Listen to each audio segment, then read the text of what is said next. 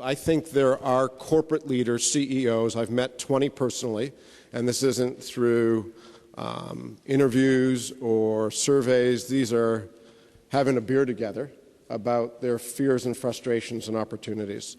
There are a few that get it. I think they get it in South Africa. I think there's a few in India. I think there's a few in North America, but there are a few. And they are under unbelievable pressure from the system, and we need to help them be successful. There are easily 10 to 50,000 young people below my age. I'm 44, but between the ages of 25 and 35 that are really frustrated with the system. And they are caught in this dilemma where they go to business school, they have huge debt, right, after you go to business school and you have to get a good job. And you have seen it at Harvard and Stanford and London Business School and INSEAD. People want a career that has a lot of meaning, and they don't know where to go for it. It's just unbelievable. So there is a latent movement that can be activated, I think, very quickly. So a person named John Manzoni, who was number 2 at BP, 3 years ago said, I am interested in the bottom of the pyramid. I am worried about our corporate form, and I want to figure out how to get into India. And let me fast forward to today. So I call these phantom companies. You have phantom shares of stock.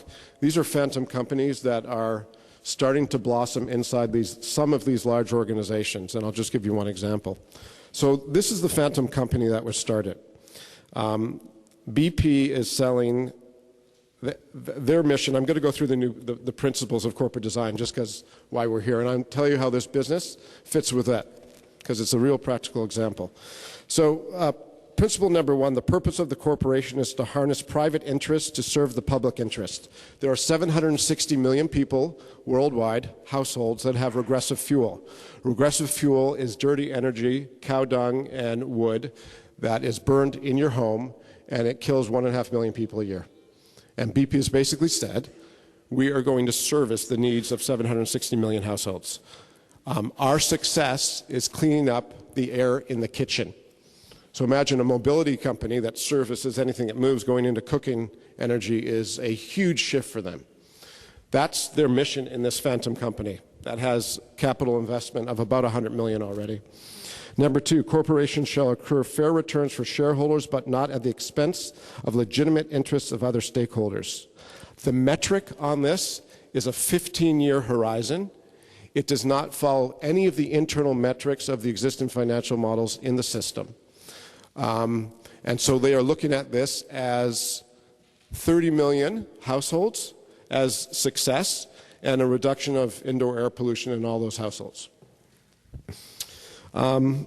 Corporations shall operate sustainably, meeting the needs of the present generation without compromising the ability of future generations to meet their needs. They are selling pelletized agricultural waste in hundreds of thousands of tons that they get from used sugar, used coffee, that is selling at a profit level of about 20% at the net area to people that now have clean energy in their homes. 1 million people they've sold to in India, and it's expanding to South Africa, Vietnam, and China. Corporations shall distribute their wealth equitably for those who contribute to wealth creation.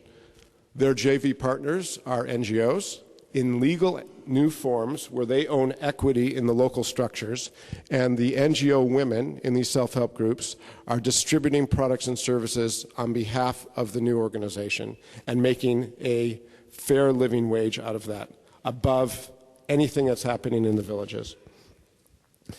Corporations shall be governed in a manner that is participatory, transparent, ethical, and accountable. Every single management structure that would be used in the BP system has been crushed for this.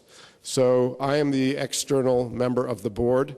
It is a phantom organization. It is not papered yet, but it's ready to get papered. So we have the governance and the air cover of the corporation. And corporations shall not infringe on the right of natural persons to govern themselves, nor infringe on other human rights. It's just built into what they do. And they haven't thought about it much. They're just doing it. And I could give you another example at Nestle and another example at Reuters.